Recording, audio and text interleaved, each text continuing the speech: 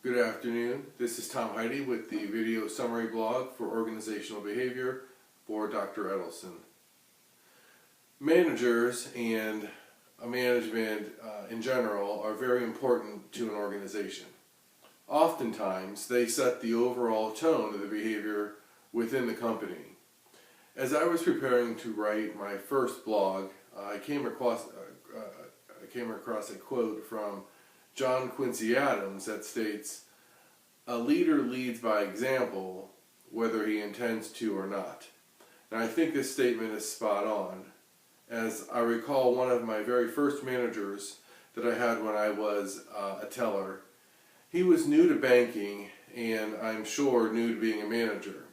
Now, mind you, this is going back 20 years or so, and I was working at the teller window as he was being introduced to the staff by his direct manager.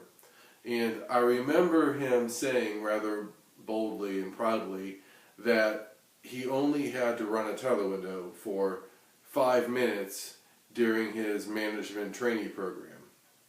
And I remember in that brief moment that I lost all respect for him as a manager. I thought to myself, as a branch manager, the teller line, at least back in the 90s and early 2000s, was the lifeline of what a retail branch was to banking. And as a manager, knowing what that job entails, and usually being the first line of defense with customers, a manager should know what's going on in their branch, and especially on the teller line. So, moving forward, I found it very interesting then to learn about the various personality traits and how the dynamics between the 5 categories can impact an organization. I'm not sure if I should admit this or not, but I had no idea what a TED Talk was prior to this module in the class. I think it's apparent by that I've been out of school for a few years. But needless to say, after watching the TED Talk by Susan Cain, as it pertains to introversion as a positive trait within an organization, I'm definitely hooked on them. I even downloaded the app on my iPad.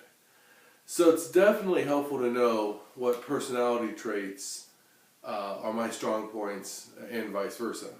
I had always viewed my introversion as somewhat of a negative connotation, and it's good to hear the thoughts on it from a different perspective, according to how Susan in her talk outlined that. So I really enjoyed the research I did on nonverbal communication as well. And for that part, the research that we did for our group project pertaining to multicultural communication too. When I mentioned during our teaching segment last week about 10% of a person's communication is from language-specific words, and the remaining 90% comes from nonverbal and tone of voice, it really shows just how important a person's body language is within an organization. So understanding organizational behavior has definitely helped me when it comes to working in groups as well. In both of my MBA classes so far, I have taken the lead with respect to organizing the group paper, being the main conduit between the group and the professor for communication and etc. I like to know what's going on at all times, as well as know that stuff gets done on time and correctly, so I tend to volunteer for that role. It's interesting how I can tell who was responsible and timely with their coursework and with their duties to the group once you take on a role like that.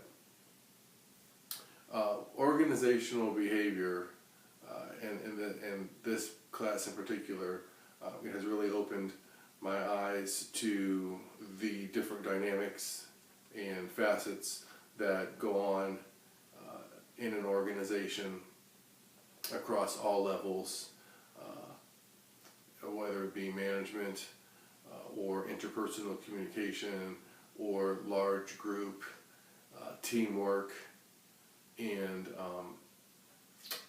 group projects as well. So thank you very much.